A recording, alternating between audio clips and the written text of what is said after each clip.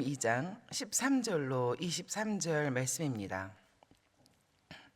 마태복음 2장 13절로 23절 말씀 제가 먼저 읽겠습니다.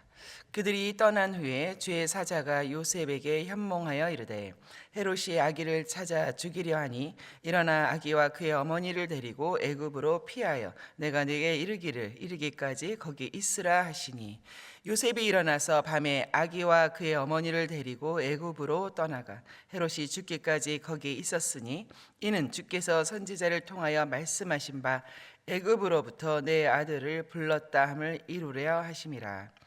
이에 헤롯이 박사들에게 속은 줄 알고 심히 노하여 사람을 보내어 베들레헴과 그 모든 지경 안에 있는 산의 아이를 박사들에게 자세히 알아본 그때를 기준하여 2살부터 그 아래로 다 죽이니 이에 선지자 예레미야를 통하여 말씀하신 바 라마에서 슬퍼하며 크게 통곡하는 소리가 들리니 라헬이 그 자식을 위하여 애곡하는 것이라.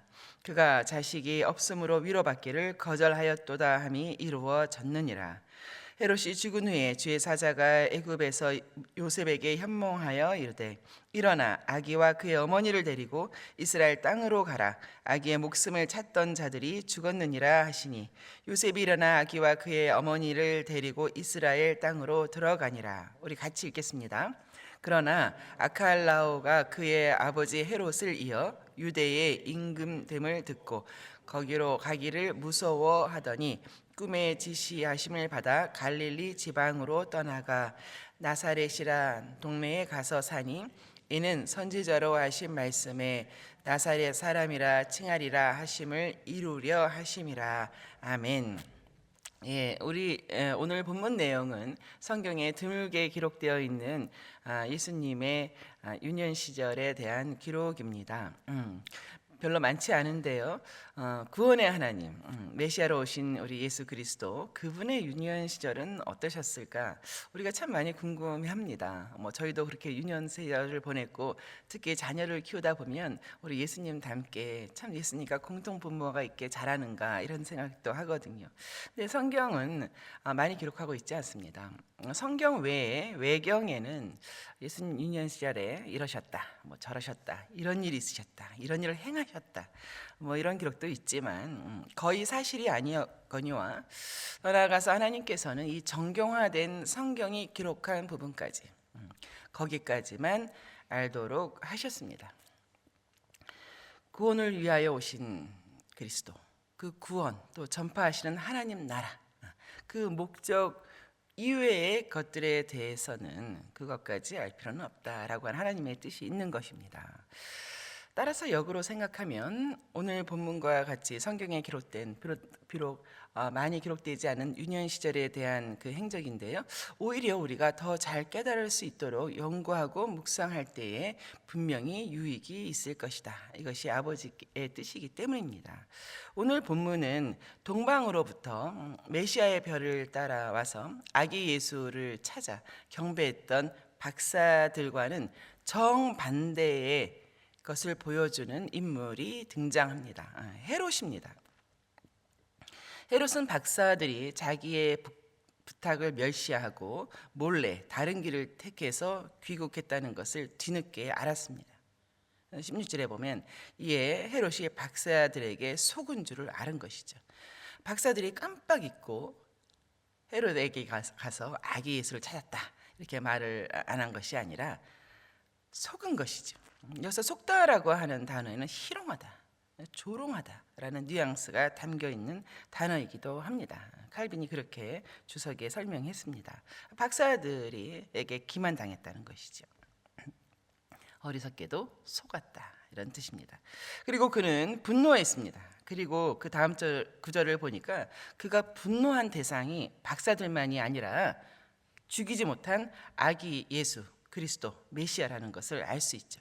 그 끓어오르는 분노에 의해서 다음과 같은 조서를 내립니다. 첫째, 베들레헴과 그 주변 지경. 둘째, 산의 아이. 그리고 셋째, 2살 미만의 모든 아이는 다 죽이는 것입니다. 이 학살 명령이 집행되는 데는 오랜 시간이 걸리지 않았을 것입니다. 왜냐하면 베들레헴이 예루살렘으로부터 8km 정도 거리에 있고 당시 인구를 뭐 1000에서 많아야 2000명 정도로 추정하고 있습니다. 그러니 뭐 몇백 가구 정도 되는 것이죠.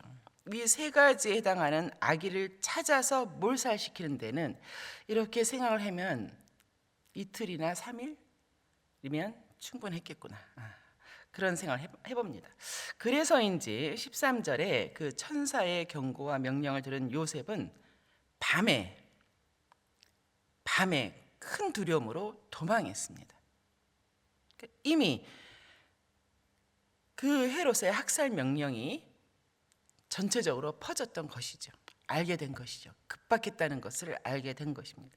그 밤에 두려움과 무서움으로 아기와 아기 어머니를 데리고 도망해야 됐던 것입니다. 한편 몇 명의 아기들이 이 포악한 왕 때문에 목숨을 잃었는지 성경은 기록하고 있지 않습니다. 다만 우리가 아까 말씀드린 것처럼 전체적인 인구가 2000명 이내일 것과 몇백 가구 정도 됐을 걸 생각하면 저희가 나름대로 추측할 뿐이죠. 아기 예수에 대해서 이렇게, 아기 예수만이 아니죠. 지금도 우리 성도를, 교회를, 예수님이 함께 하시는 모든 사람들을 이렇게 위험에 빠뜨리게 하는 그런 위협들이 있지 않습니까? 도망해야 되는 때가 있는 것입니다. 피하는 때가 있는 것입니다. 그런데요, 이 와중에도 오늘 본문에 눈에 띄는 동일한 문장들이 있습니다.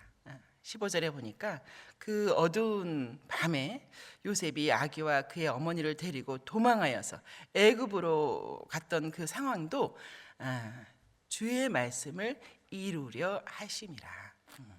또 18절에 헤롯이 말도 안 되는 패악을 저지르며 이 하나님과 사람들 앞에서 이 죄악을 저지르는 그런 악행, 그 과정에서도 그것조차 미리 알게 하신 주의 말씀을 이루려 하셨다는 것입니다.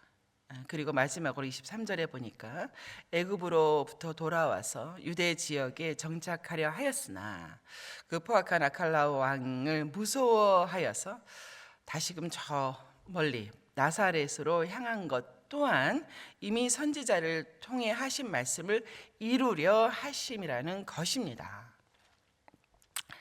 그렇습니다. 어느 한 가지도 하나님의 지식과 하나님의 능력과 하나님의 통치하심 밖에서 일어나는 일은 없습니다. 모든 것이 다 주님의 뜻이고 또 주님의 섭리인 것입니다. 게다가 오늘 본문을 자세히 보니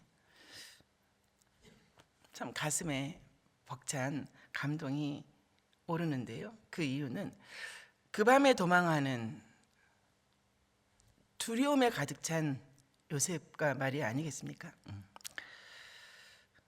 아기 예수를 꽉 안고 절대 한시도 이 아기 예수를 내려놓지 않았을 거잖아요. 그죠?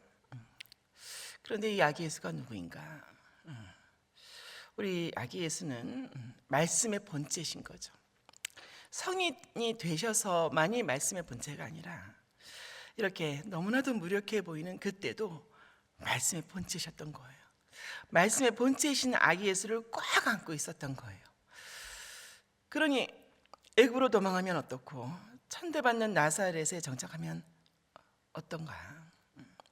말씀의 본체이신 아기 예수를 품고 있은 그 요셉과 마리아는 비록 두렵고 떨리고 절망스러웠겠으나 어디든 하늘나라였던 것입니다. 하나님의 나라였던 것입니다. 그렇습니다. 우리도 부지불식 중에 내가 하나님의 나라에서 떨어진 것은 아닌가, 나 홀로 이 두려움에 처한 것은 아닌가, 나 홀로 이 막막한 상황에 처한 것은 아닌가 라고 생각할 수 있겠지만 여러분, 그럴 때마다 이 본문을 자세히 보세요. 그들은 아기 예수, 말씀의 본체이신 그 아기 예수를 품에 꽉 안고 있었던 것입니다. 그러니 오늘 본문의 요셉과 마리아가 참 복되도다 라는 생각을 하게 됐고, 저 역시도, 나 역시도 내가 이렇게 말씀을 붙들고 말씀과 씨름하고 하는 이 모든 것이 복된 인생이었구나 라고 생각하게 됩니다. 그렇습니다. 오늘 본문이 보여주는 상황은 도망이고 두려움이고 비참이고 절박함이지만 그게 전부는 아니었다. 아무 도움이 없이 그 둘만이 떠나 있던 그 순간도 그들의 품에는 말씀이 있었다. 그렇게 우리 역시 오늘날 우리에게 주신 이 말씀 굳게 붙들고 품고 가는 저와 여러분 되시기를 주의 이름으로 축원합니다. 우리 아까 불렀던 찬송가, 우리 새 찬송가 92장, 통일 찬송가 우리 97장인데요.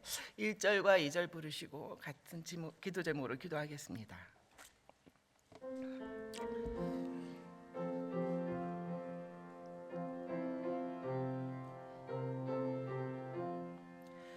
위에 계신